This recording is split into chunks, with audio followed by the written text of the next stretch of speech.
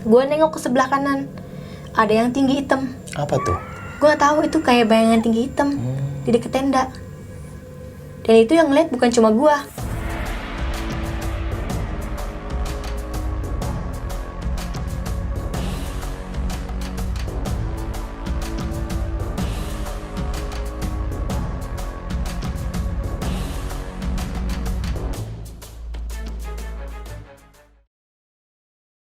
Assalamualaikum warahmatullahi wabarakatuh. Balik lagi sama gua, Badru Caps Lock. Oke, kali ini gua kedatangan lagi nih salah satu pendaki cantik dari kota Bogor. Kota hujan apa kota badai sih? Kota debu sih. Oh, kota debus. Oh iya, buat teman-teman yang belum subscribe, jangan lupa nih di-subscribe dan diaktifkan loncengnya. Buat teman-teman yang sudah subscribe, kita banyak-banyak terima kasih karena sebagian penghasilan dari channel ini akan kita donasikan ke orang yang membutuhkan. Oh iya, sekedar info nih, pencitraan dikit boleh kan? Gaji kita yang kemarin, penghasilan kita kemarin, kita udah donasiin itu ke yatim piatu dan ke salah satu pesantren yang tahfiz Quran. Di situ ada anak-anak yang sekolah secara gratis. Jadi amar dari teman-teman, insya Allah kita salurin. Oh ya, ada lagi nih buat teman-teman yang mau gabung trip ke Gunung Kerinci bulan Juni, langsung aja cek di Instagram gua @badrucapslock, di sana flyernya. Oh ya bang, gua pemula nih tapi belum pernah naik gunung. Dipersilakan, daftar sendiri dipersilakan. Yang penting kita cari pengalaman bareng. Udah lah, nggak perlu berlama-lama lagi, langsung saja kita ke Gibah Misteri.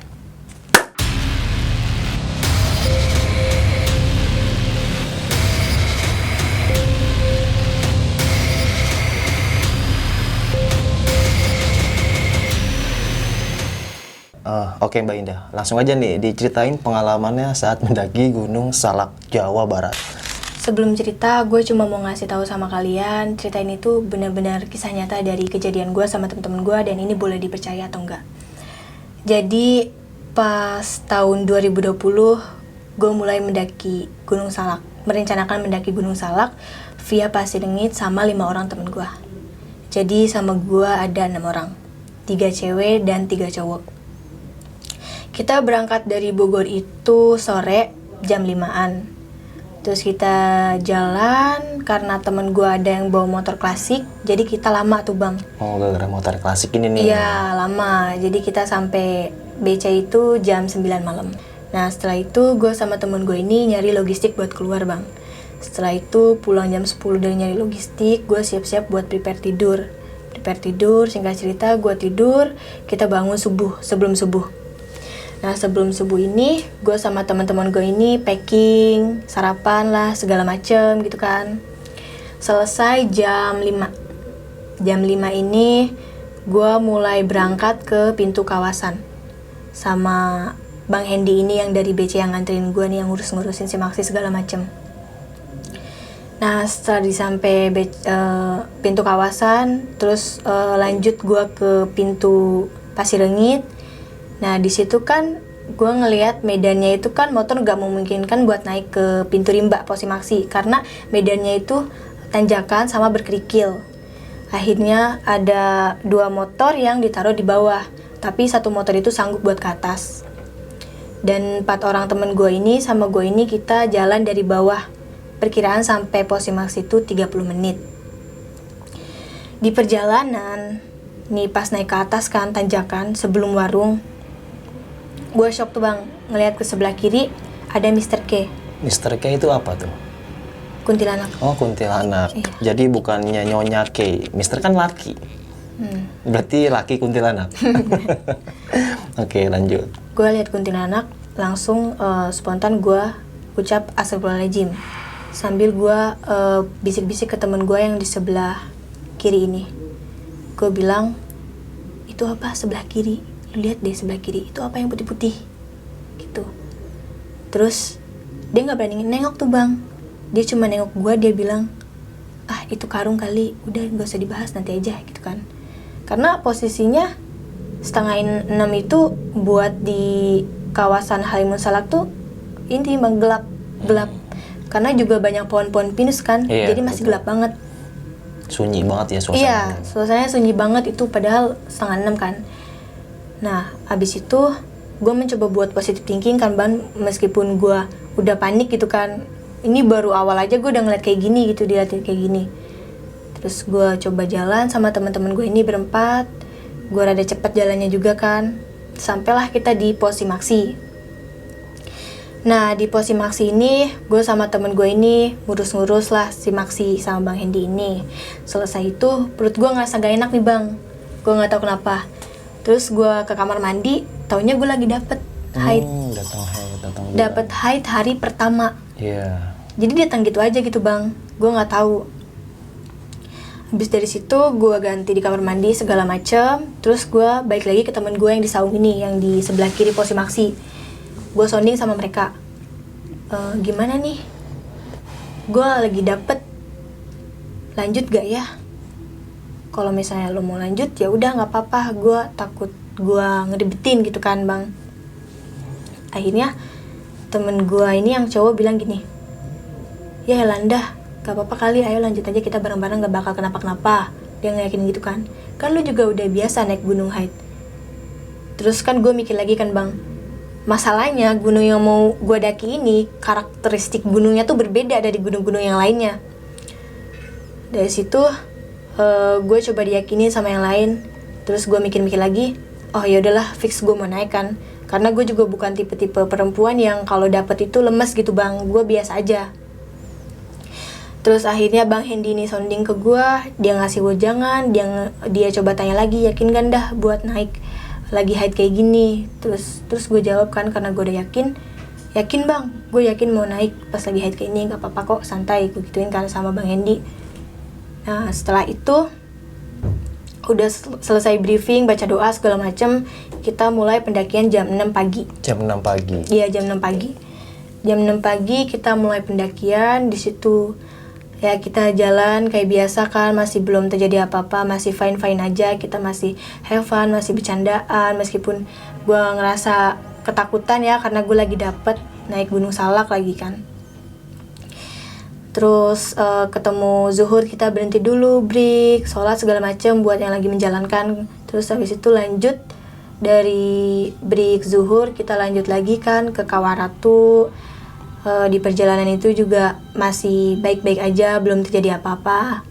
Pas nyampe Kawaratu, kita coba foto-foto sebentar sama makan mie. Habis makan mie kan kita takut kesorean ya Bang, udah lumayan sore juga. Akhirnya kita lanjut buat ke Simpang Bajuri.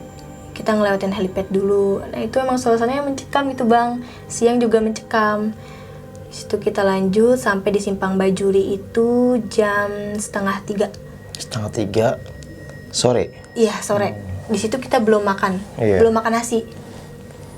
Terus kita lanjutin ke sebelah kanan loh Bang, yang ada aliran sungai itu, kita nyebrang terus naikkan atas dikit. Nah kita berhenti di situ buat makan sore gitu kan, karena kita makan siang tuh belum sama sekali.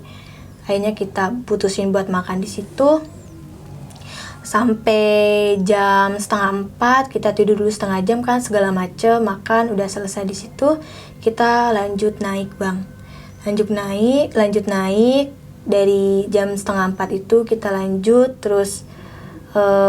Masih baik-baik aja, meskipun ya itu tadi suasana masih tetap mencekam ya, karena cuma 6 orang doang gitu kan, satu rombongan. Nah kita jam setengah 5 ini ketemu satu rombongan. Mereka lebih banyak dari kita, kalau nggak salah mereka jumlahnya 8 orangan. Kita ketemu sama mereka, tapi kita nggak bareng di situ Bang, jaraknya rada berjauhan. Kita lanjut naik, ketemu jam 5 sore. Jam 5 sore, mereka kan duluan ya. Kita ketemu mereka lagi istirahat. Akhirnya kita juga ikut istirahat. Nah ikut istirahat karena udah jam 5 sore ya Bang, ya udah kita putusin buat naik bareng sama rombongan itu. Sama yang rombongan dari Bogor juga, dia dari Bogor juga.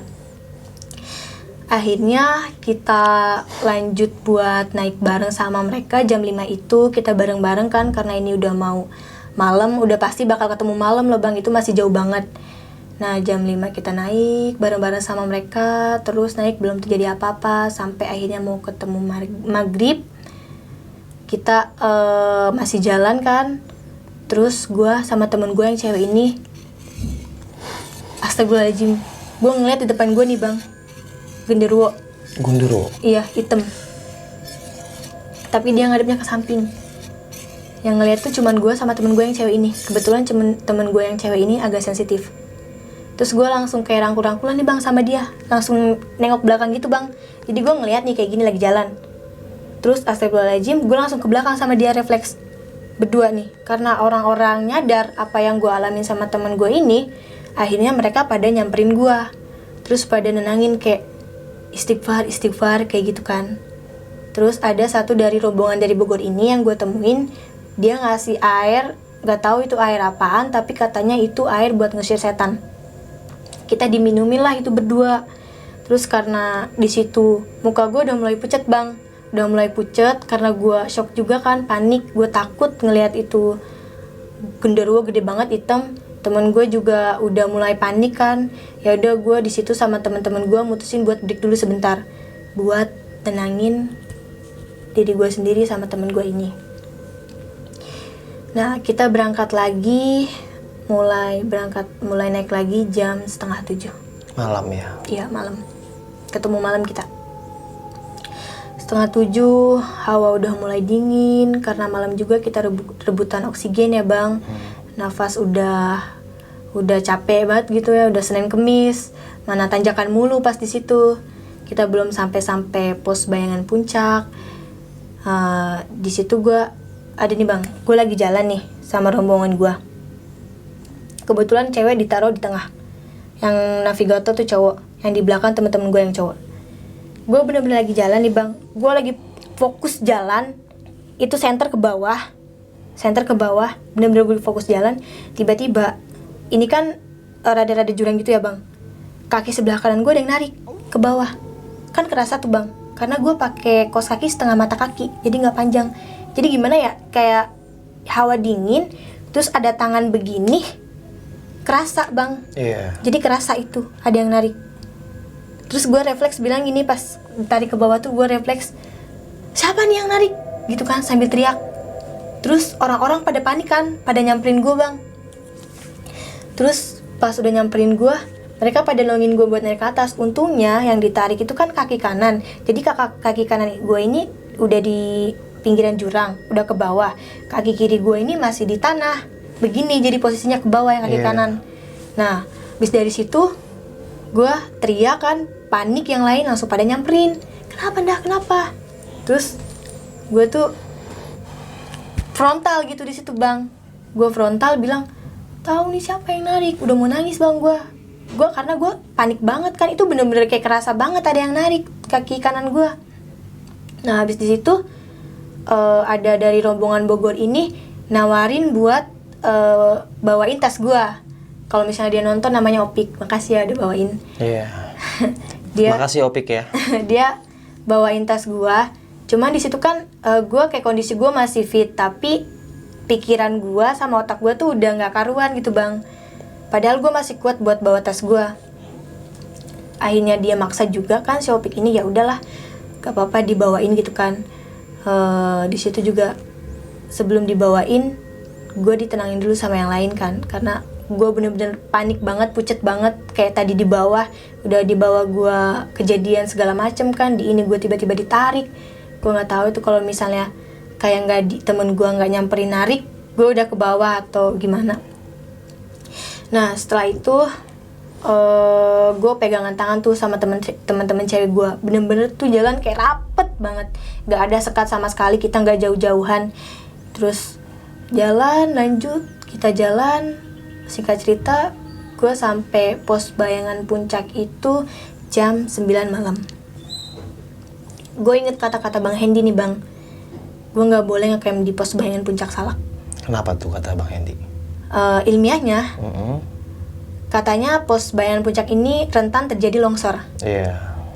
Terus mistisnya, di sini tuh banyak pendaki-pendaki yang ngecamp digangguin. Gangguin apa tuh misalnya? Kayak digangguin, ditampakin, tenda digoyang-goyangin segala macem. Oh, di pos puncak bayangan itu ya? Iya, pos bayangan puncak. Iya.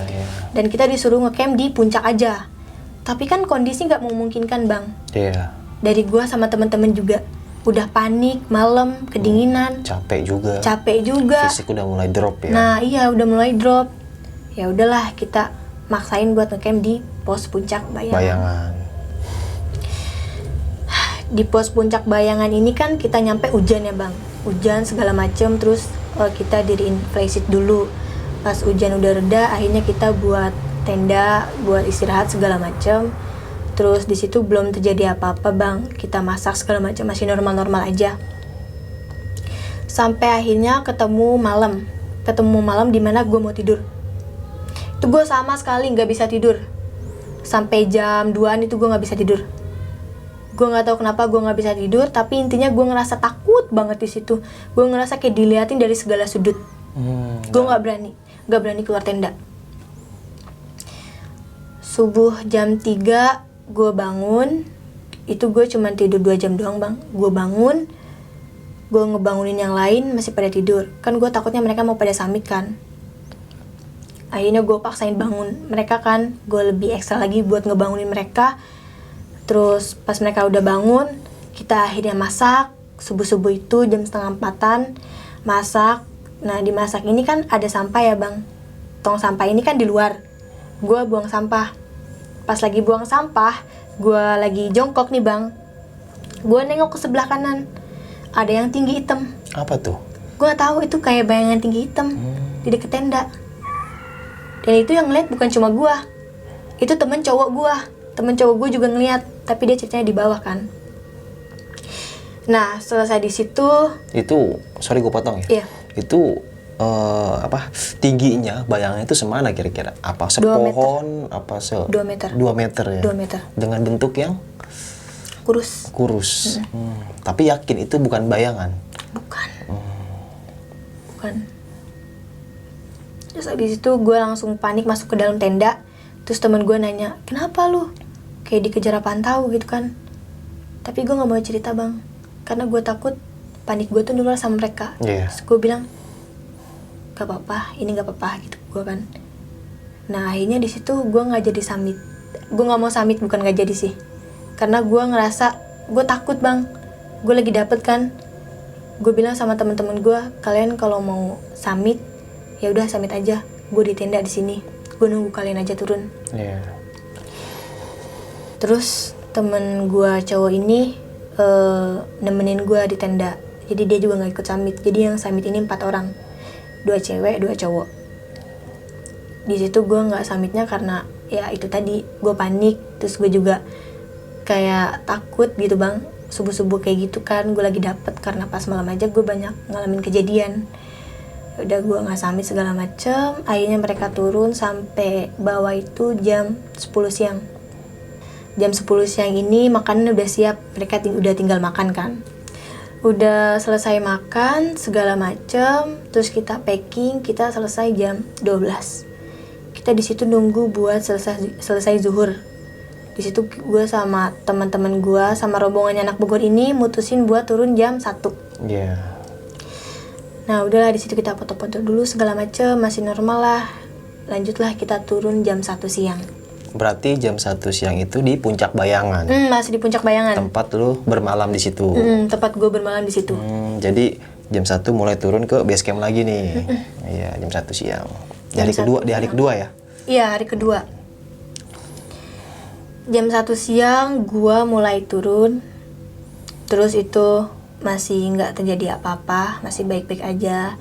Kita have fun, bercanda segala macem. Meskipun ya karakteristik Salak emang kayak gitu ya, mencekam dia.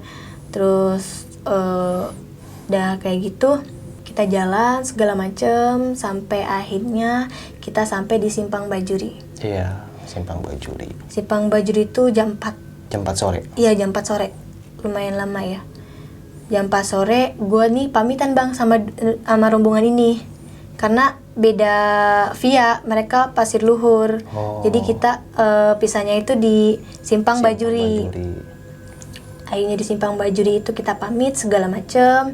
Habis makan itu kan, terus kita lanjut ke atas nih sebelah kanan yang arah helipad. Kita lanjut naik, terus masih nggak terjadi apa-apa. Terus sampai Kawaratu kita jam 5. Jam 5 sore? Jam 5 sore. Kita juga udah buru-buru banget itu, nggak banyak istirahat karena takut ketemu malam lagi di Kawaratu, karena kan katanya gasnya itu kan kalau semakin malam tuh semakin keluar yang beracunnya. Kita nggak berhenti lama di Kawaratu, akhirnya terus kita lanjutin sampai akhirnya kita break di pas mau maghrib itu break di mata air. Mata air yang gede banget tuh alirannya. Gue break di mata air, mutusin buat masak bang. Karena sama sekali rombongan gue tuh nggak makan. Oh, dari atas pos 1 Iya, kan jam 1 siang. Dari jam 1 siang sampai sore tuh nggak makan. Nggak makan tuh kita maghrib. Iya, puasa lu ya, kuat banget. Nah, kita kan nggak makan sama sekali ya bang dari atas. Akhirnya gue kayak mutusin buat makan di mata air tadi pas mau maghrib. Yeah. Sekalian break sholat segala macem. Nah, di situ gue lagi masak nasi, ya kan, segala macem. Nih nasi belum mateng nih.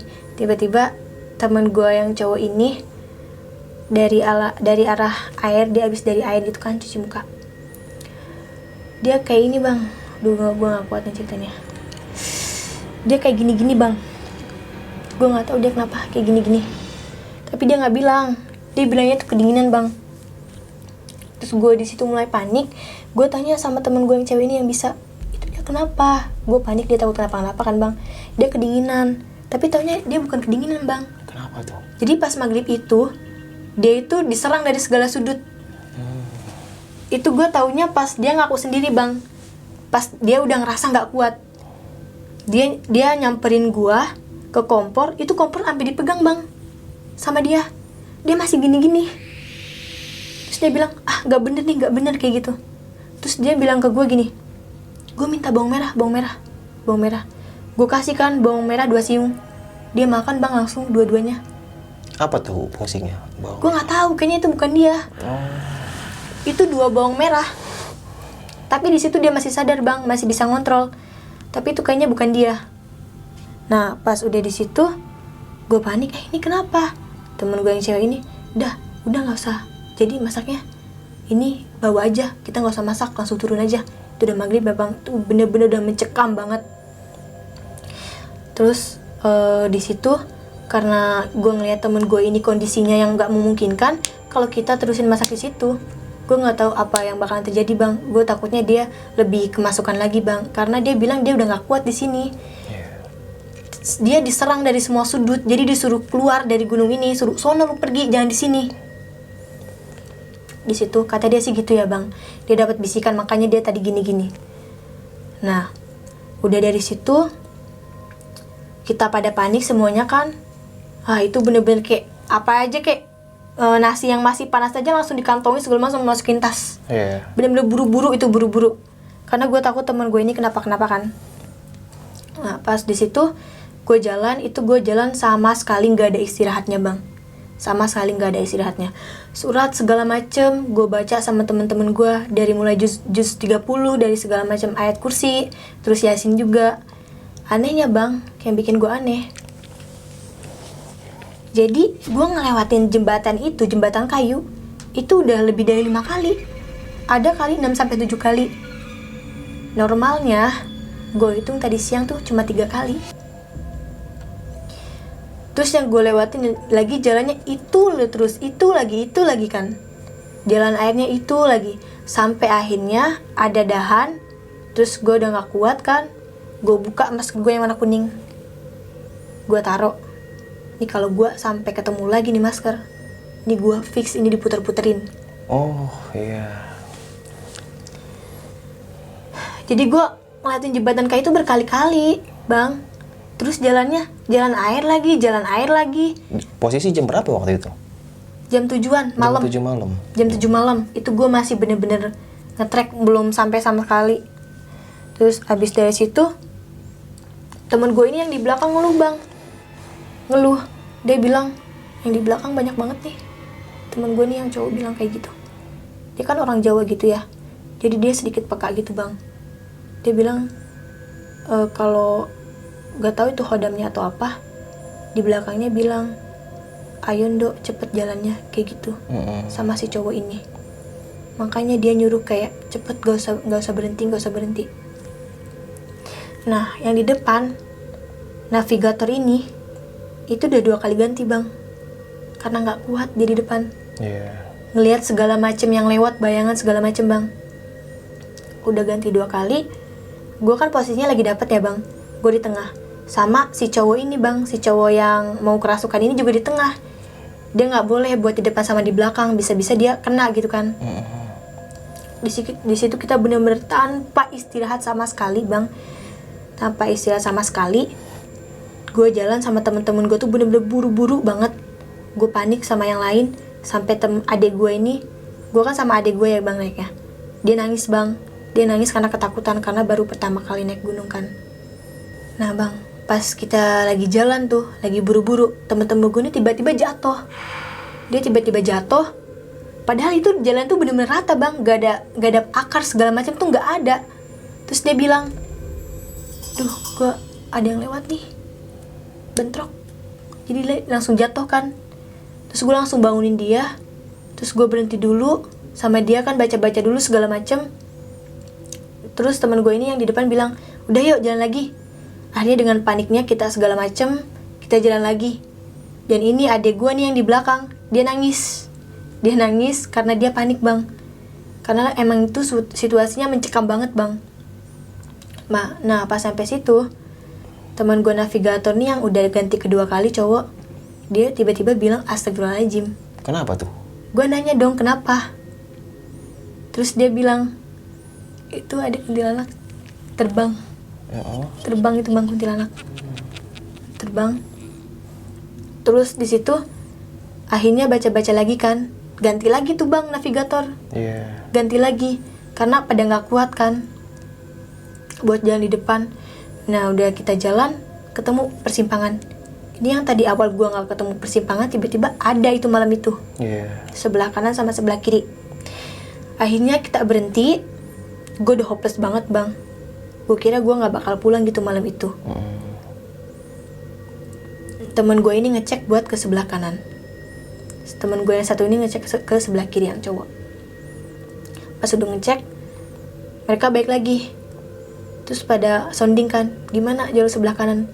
Sebelah kanan vegetasinya rapet, kita ngambil jalur sebelah kiri aja. Akhirnya kita ke sebelah kiri, kita teruskan, kita tanpa istirahat, jalan terus, pokoknya itu jalan cepet bang. Yang idealnya sampai pintu rimba itu jam 8 malam. Kita jam 8 itu masih di jalan, nyari jalan. Oh udah sempat tersesat sih. Udah tersesat itu bang. Pada waktu itu. Terus abis itu pas kita udah lama tuh, menurut gue tuh lama banget kan, gue ketemu persimpangan lagi. Di situ gue sama teman-teman gue udah males bang. Jadi di situ ekspresinya tuh gitu kan. Ini apa lagi nih, cobaan apa lagi nih gitu kan. Kayak gue tuh sama rombongan gue itu salah apa gitu sampai dibikin kayak gini gitu kan, dibikin muter-muter kayak gini. Terus akhirnya gue sama yang lain coba briefing ulang, kita baca doa ulang. Terus satu temen gue nih yang cewek nangis terus kan, karena dia panik juga, takut gak bisa pulang ke rumah. Akhirnya gue baca doa, briefing segala macem. Terus kita di situ duduk dulu tuh bang, diem. Kita mikir dulu, ini gimana ya caranya. Ini kalau misalnya kita nggak ketemu jalan terus, ini kita apakah harus ngecamp lagi atau gimana? Sedangkan kalau ngecamp lagi bang, persediaan logistik kita tuh udah habis. Karena kita ngabisin tuh pas di atas. Salahnya kita di situ bang, ngabisin terus, harusnya disisain gitu bang, takut ada kenapa-kenapa. Kita bingung juga kan. Terus akhirnya 2 orang ini ngecek lagi nih bang, yang ada 2 persimpangan lagi nih, ngecek lagi sebelah kanan. Ternyata sebelah kanan ini kayak jalur lama yang gak kepake, jadi ranting-ranting tuh banyak banget. Jadi itu kayaknya gak mungkin kalau misalnya jalur yang biasa dilewati sama pendaki kan. Posisi bang, di situ gue sama temen-temen gue tuh udah capek, frustasi gitu kan, udah nyasar, udah gue nemu segala macem, gue udah capek lah pokoknya sama temen-temen gue. Gue nemu percabangan kedua ini. Akhirnya gue di situ diem sama temen-temen gue. Gue diem, gue mikir gimana ini caranya ya kan. Karena gue di situ kayak sama temen-temen gue juga udah panik bang, udah panik banget gitu kan. Terus ini cobaan apa lagi bang, gue ketemu 2 jalur ini lagi gitu kan, percabangan ini lagi gue ketemu yang kedua kalinya. Terus Pas di situ gue coba diem, gue udah hopeless sama temen-temen gue udah mikir lagi, ini kita pulang nggak ya ke rumah? Kita di situ lama tuh bang, kita lama diskusi. Ini kita nggak sampai-sampai, udah jam berapa ini? Idealnya kan jam 9 tuh udah sampai pintu rimba. Oke, tahan dulu ya, Indah. Oh ya, teman-teman, nanti untuk kelanjutan cerita ini nih, part 2-nya langsung aja lu cek di deskripsi atau di kolom komentar. Nanti gue taruh linknya di situ.